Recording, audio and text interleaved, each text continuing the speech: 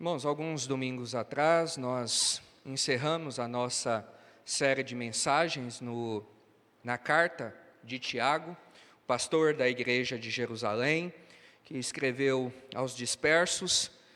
E hoje nós vamos iniciar uma nova série de mensagens, agora na carta aos Hebreus. Será uma longa caminhada, é uma belíssima carta que nos traz profundos ensinos e que muitas vezes nós não temos o contato com ela em uma profundidade como nós poderíamos ter. E então, a partir de hoje, nós trilharemos o caminho nessa carta, procurando então entender essa verdade, que Cristo é maior que tudo e maior que todos. Esse é o fio de prata que percorre toda a carta aos Hebreus.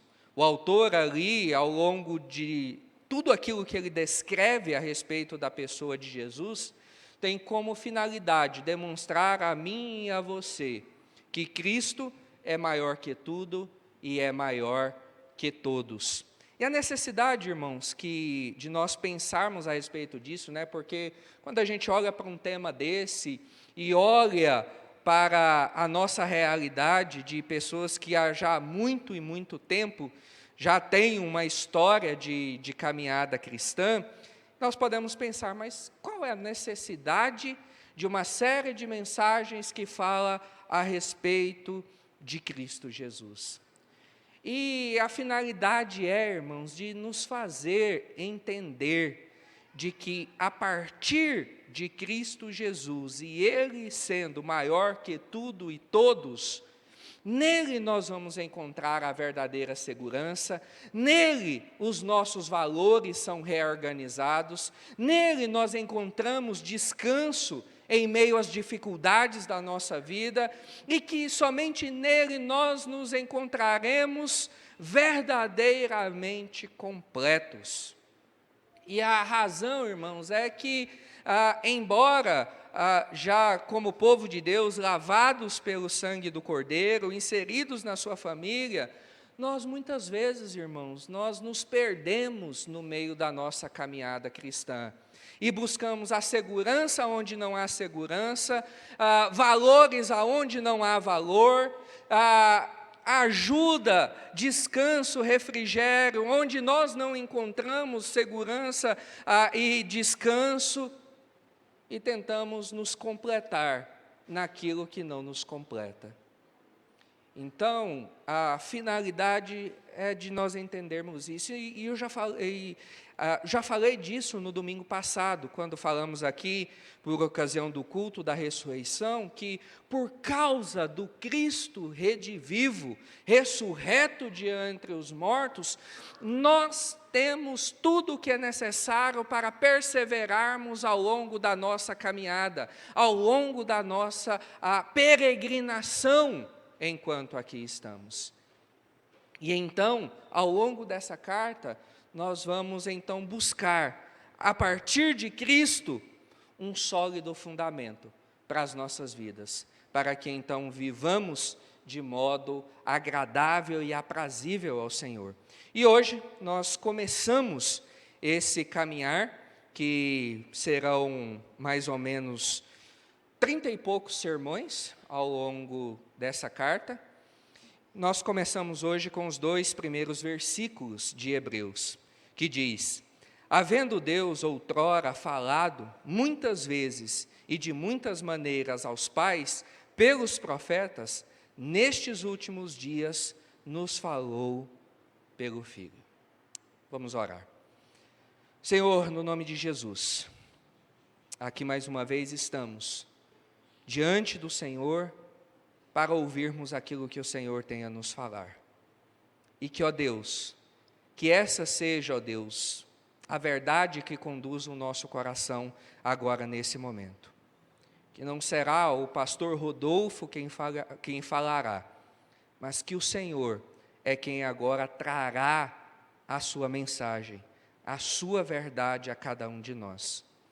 Que então, ó Deus, os nossos corações estejam receptivos, prontos para receber a tua palavra.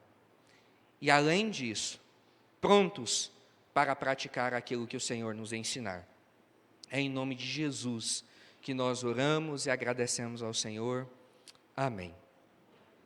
Irmãos, Hebreus é uma carta diferente das demais.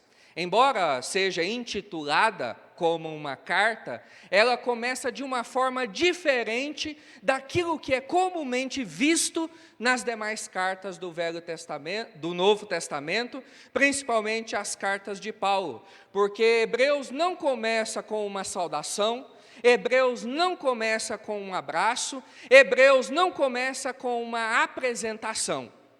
Seria mais ou menos com um pregador que é convidado para trazer a mensagem, mas ao invés de subir aqui no púlpito e dizer o seu nome, com quem ele é casado, quantos filhos tem, fazer uma apresentação de si, ele já diga: irmãos, vamos abrir a Bíblia no livro tal, capítulo tal, versículos de tal a tal, e já começa a sua mensagem. Essa é a forma pela qual Hebreus inicia esse discurso. E em razão dessa falta de uma identificação de quem seja o autor, isso então dificultou e muito entendermos quem é o autor dessa carta.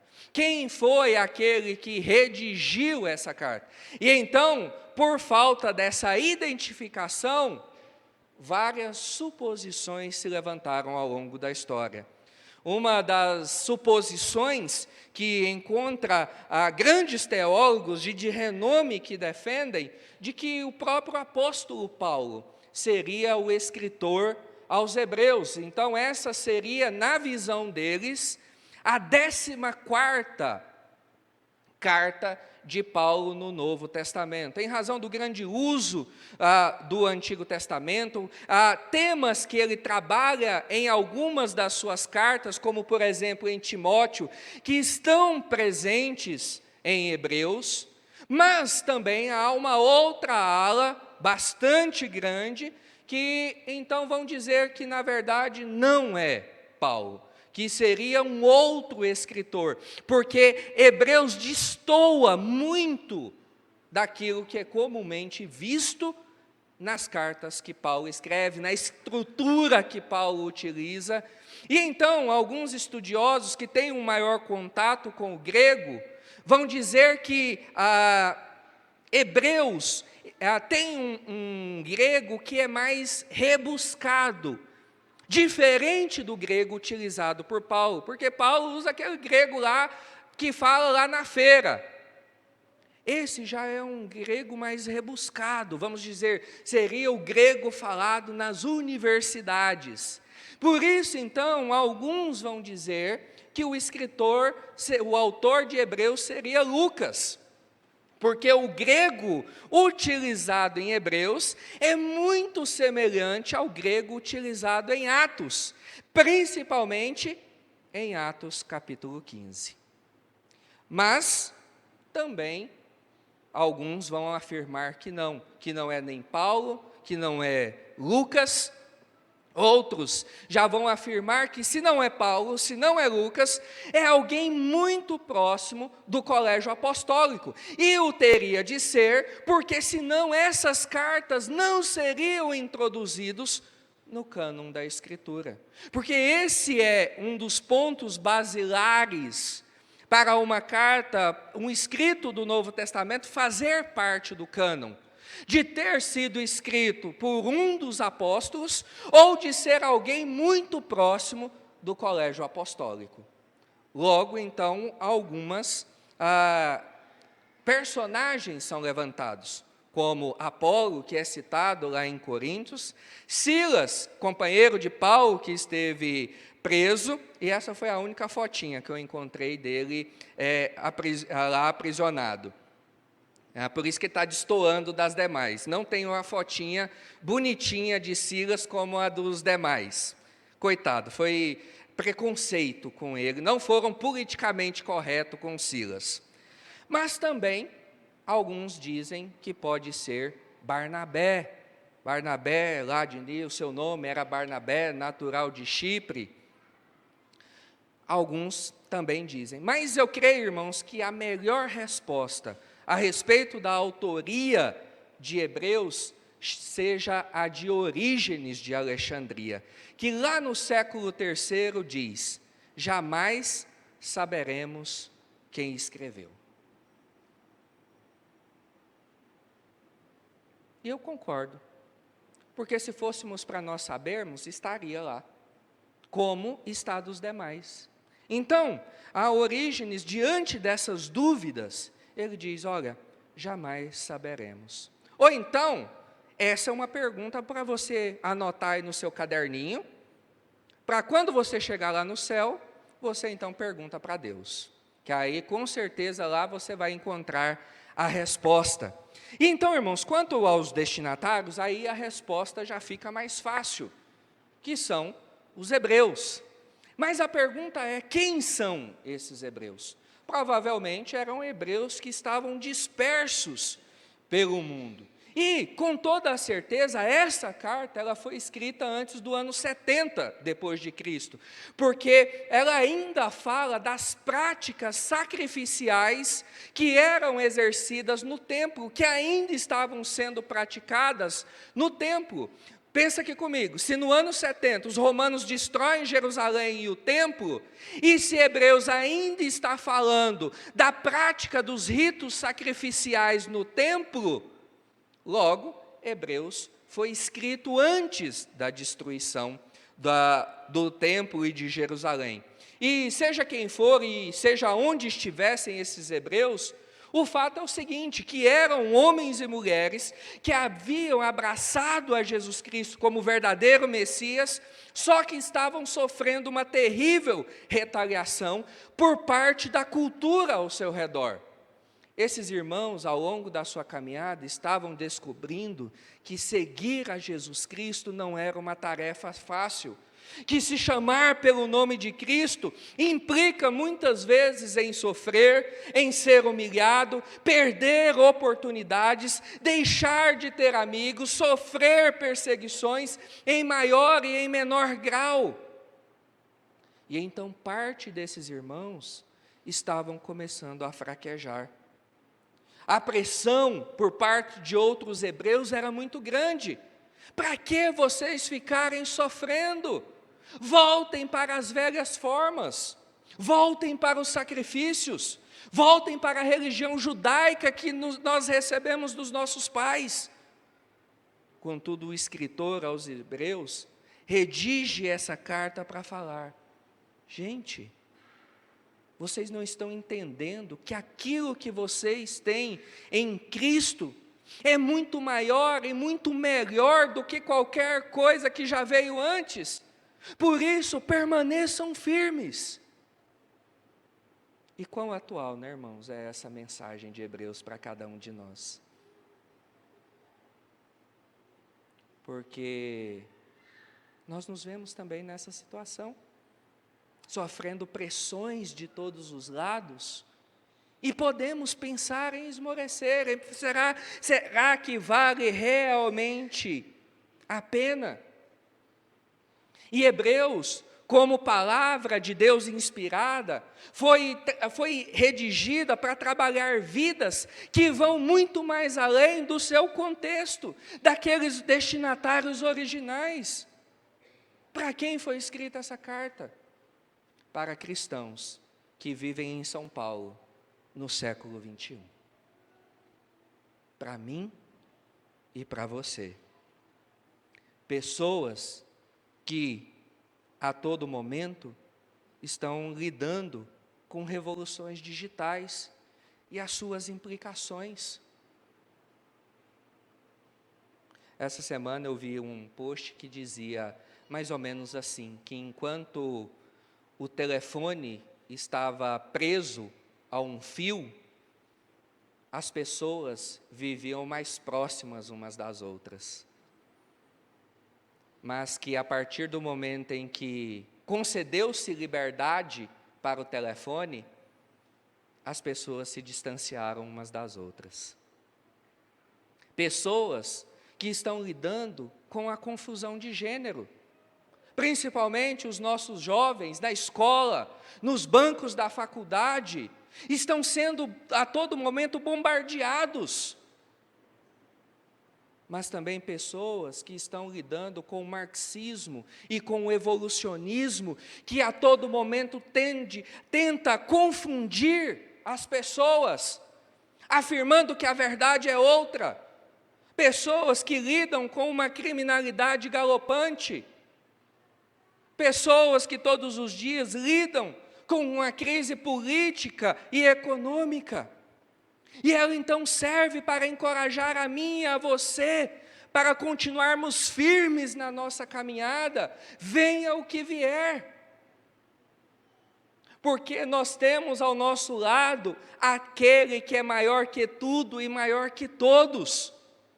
Não há razão para nos esmorecer. E Hebreus, então, é esse grande sermão inspirado para mostrar a superioridade e a supremacia de Cristo, que então tem por finalidade nos fazer entender o tempo em que nós vivemos e continuarmos firmes em nossa peregrinação cristã. E isso porque Cristo inicia um novo tempo. Foi por isso que lemos Gálatas capítulo 4, que fala que na plenitude dos tempos, Cristo Jesus veio a este mundo. E com a sua vinda, um novo tempo se iniciou. Isso porque Jesus Cristo é o grande divisor da história. Ele é o centro da história. Jesus é a maior revelação de todas e que inaugura um novo tempo. E então Hebreus vai dizer que Cristo, embora inaugure esse novo tempo, mas que Deus no passado já falava de várias formas para os pais. Que Cristo, vindo na plenitude dos tempos, não é algo novo que nos pegou de surpresa, mas que Deus já vem revelando o seu plano por muitas formas aos nossos pais. Havendo Deus outrora falado muitas vezes e de muitas formas aos pais pelos profetas. O autor começa nos lembrando de que já temos sim coisas gloriosas no passado, de Deus agindo e falando conosco. Pense nisso, Deus falou. E como falamos hoje pela manhã, essa expressão para nós aqui parece algo muito natural e que nem merece ser destacada. Mas, irmãos, essa ideia de que Deus fala, de que Deus manifesta a sua vontade, é algo que nós estamos ambientados no nosso gueto, na nossa realidade, no nosso contexto. Mas para muitas pessoas que vivem no nosso bairro, na nossa cidade, isso é algo totalmente fora de cogitação, de um ser transcendente, fora de tudo, que comunique-se com pessoas, com criaturas, que se envolva com o mundo. Ou se não acreditam nisso, acreditam que, no máximo, Deus é aquele que fica observando tudo de longe, e que se vier em algum momento a se preocupar com algo, que ele vai se preocupar mesmo são com grandes eventos, guerras mundiais, tsunamis, epidemias globais, mas não é um Deus que se preocupa com mentiras aqui e ali, um Deus que não se preocupa com imoralidade sexual, um Deus que não se preocupa com as lágrimas que eu derramo lá dentro do meu quarto. Mas a Bíblia, irmãos, nos ensina que Deus já vem falando. Entretanto, no nosso tempo, nas principais discussões sociais e políticas, e no que tange ao comportamento do ser humano, estão querendo dizer que as coisas que Deus falou não podem entrar na conversa. É aquela divisão entre fé e ciência, entre secular e sagrado, religioso e profano, que cada uma tem uma esfera diferente da outra e que nenhuma pode entrar na esfera do outro. Mas como não, irmãos? Como não? Se Deus tem algo a dizer sobre qualquer assunto, Ele deve sim ser ouvido, e a sua palavra deve ser sim levada em consideração. Mas crentes, eu, você, alguém, nós aqui, muitas vezes temos cedido terreno nesse ponto. Temos aceitado que o descrente tire por completo a palavra de Deus da conversa, que a deixe completamente de lado. E assim, irmãos, nós, os conhecedores do Senhor, da sua palavra, da sua verdade, agindo assim, estamos agindo como tolos. Quando resolvemos deixar a grande autoridade que falou de fora da conversa. Mas se Deus falou, Ele falou de várias formas, de muitas maneiras. E o termo utilizado aqui pelos profetas não deve ser restrito somente ao período apostólico, mas toda a revelação de Deus por meio de homens ao longo da história, Abraão, Isaque, Jacó e os demais. Veja de quantas formas Deus falou, já no livro de Gênesis, no primeiro livro. Deus falou e veio tudo a existir. E a criação, como a Bíblia mesmo nos ensina, vem falando até hoje a respeito de Deus. Deus falou por meio de sonho com Jacó, Deus falou em voz audível com Abraão, Deus falou em visões noturnas, Deus falou por meio dos seus anjos, Deus falou por meio de teofanias. E além de Gênesis, ao longo da Escritura, nós vemos esse Deus falando, esse histórico da revelação de Deus, onde Deus diz à humanidade, desde o começo, mostrando a sua vontade, mostrando quem Ele é, comunicando ao homem o que é necessário fazer e o que é necessário crer. E além disso, o autor aos Hebreus nos ressalta que esse mesmo Deus que nos falou no passado, é o Deus que continua falando hoje. O autor aos Hebreus está nos falando que há uma continuidade nessas coisas. O Novo Testamento chega, mas ele não chega dizendo que o Velho Testamento não serve mais para nada. Na verdade, o Novo Testamento vem para completar, para fazer com que o Velho Testamento florescesse por completo. Lá em Gênesis, quando Deus diz que do ventre da mulher nasceria aquele que esmagaria a cabeça da serpente, nós ali temos apenas uma pequena semente. Nós não temos a noção, ou não sabemos o que vai acontecer. Só que por meio da Bíblia, a história vai avançando. Gênesis vai acontecendo, vem Noé, Abraão, Isaque, Jacó, e essa planta da revelação de Deus, ela vem crescendo. Deus vem falando e fazendo isso de várias formas, até que nós chegamos no Novo Testamento. E essa planta, então, maravilhosa e impressionante, está completa. E então, vemos essa realidade da encarnação de Cristo Jesus. Deus trouxe esse mundo a um novo tempo, nesses últimos dias. E aí você pode perguntar do que o autor está falando, o que significa essa expressão nestes últimos dias, o que significa essa marca temporal aqui deixada pelo autor. O autor de Hebreus está se referindo a essa nova era, ao novo tempo que a humanidade entrou e está experimentando a partir da encarnação de Cristo Jesus. Do momento em que Deus se faz homem e habita no meio de nós. O autor está falando dos últimos dias, uma vez que a planta cresceu, uma vez que o Novo Testamento chegou, uma vez que o próprio Deus apareceu. Nós entramos naquela fase que a Bíblia chama dos últimos dias, o último estágio, a última grande divisão da história, a grande fase que esse mundo vai passar. E é importante notarmos que os autores do Novo Testamento, eles entendem que as profecias do Antigo Testamento sobre o Novo Testamento já estavam se cumprindo em Cristo e na sua obra. A expressão últimos dias diz respeito a todo esse período entre a encarnação de Cristo e o seu retorno. Mas aí você pode perguntar, pastor, o que vai acontecer nesse tempo? O que caracteriza esses últimos dias? O que está acontecendo nesses últimos dias é a intrusão da era do porvir na era presente. Ao longo da nossa série de mensagens, isso vai ficar mais claro para você.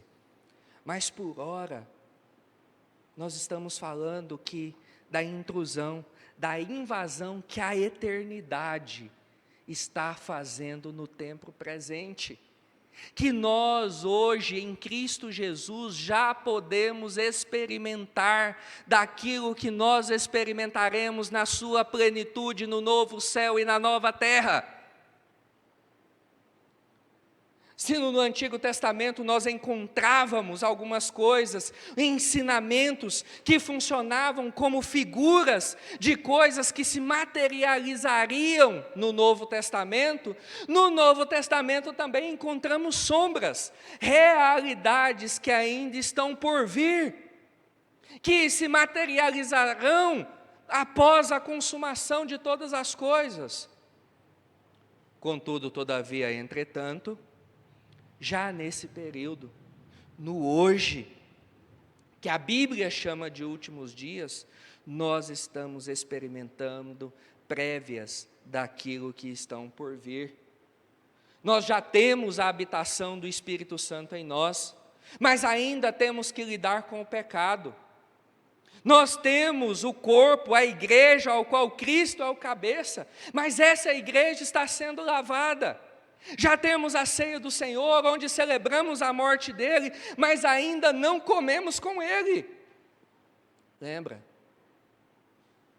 Pratiquem a ceia até o momento em que cearemos juntos. Já temos a liberdade da prisão do pecado, mas ainda temos que lidar com a realidade do pecado. É o porvir fazendo parte do hoje. E isso, irmãos, deve gerar alegria nos nossos corações. Esse é o combustível que eu e você devemos nos agarrar e devemos nos apropriar para seguir adiante. Quando o povo de Deus se reúne para adorar, já estamos tendo prévia daquilo que nós experimentaremos no porvir. Quando o povo de Deus se reúne para adorá-lo, deixando de lado as coisas desse mundo, os cuidados dessa terra e os sofrimentos do tempo presente, para juntos celebrarmos o Cordeiro que fez, e ao ouvir a palavra pregada, ouvir a voz do bom pastor que vai falar. Por isso, irmãos, nós não devemos menosprezar, descartar esse tempo precioso que nós passamos aqui. Quando a gente fala, irmãos, do dia do Senhor, da necessidade de estarmos aqui, muitos irmãos fazem o bico desse tamanho e fica falando que é capricho de pastor. Mas não é, meu irmão e minha irmã. É uma oportunidade que eu e você estamos tendo de desfrutarmos aqui, em meio às dificuldades e às mazelas dessa vida, daquilo que nós vamos experimentar no futuro. E isso precisa criar raízes nos nossos corações. Porque quanto mais, irmãos, nós nos aproximamos de Cristo, mais o nosso coração vai arder para que Ele volte e complete a sua obra. Mas o nosso coração irá arder e dizermos: Maranata, vem Senhor Jesus. E enquanto esse tempo não chega, nós precisamos nos agarrar firmemente às migalhas que caem do banquete, da mesa eterna. Não perca, meu querido, essas horas douradas semanais, onde você adora junto com o povo de Deus. Logo, qualquer coisa que eu e você venhamos a sofrer nessa era presente, é pequeno, é leve, é momentâneo, em comparação ao peso da glória que nos está reservado. Mas se Deus falou no passado de várias maneiras, Deus também nos fala no seu Filho. Nesses últimos dias, nos falou pelo Filho. Quando Abraão ou Moisés ou Isaías falavam da palavra de Deus, Deus estava falando por meio deles. Cristo é diferente. Embora Cristo e o que Ele faz e o que Ele fala nos revela a Deus, mas Ele não é o canal da revelação de Deus. Ele é o próprio Deus que habitou no nosso meio. Cristo é a maior revelação de Deus. Ele não somente traz a palavra de Deus, mas Ele é a palavra de Deus encarnada. João capítulo 1. O próprio Deus veio a esse mundo e andou entre nós. Tudo o que Cristo fazia, tudo o que Ele dizia, tudo o que acontecia, Ele mostrava para cada um de nós o que Deus é, como Deus age, como Deus pensa, como Deus faz. Ele é a revelação, Ele é superior, Ele é o desejo das nações, Ele é aquele que todos esperavam. Na encarnação de Cristo, a eternidade invadiu esse tempo. O autor da grande história desse mundo escreveu a si mesmo como personagem e habitou entre nós. Logo, se você entender quem é Cristo, não tem como largá-lo.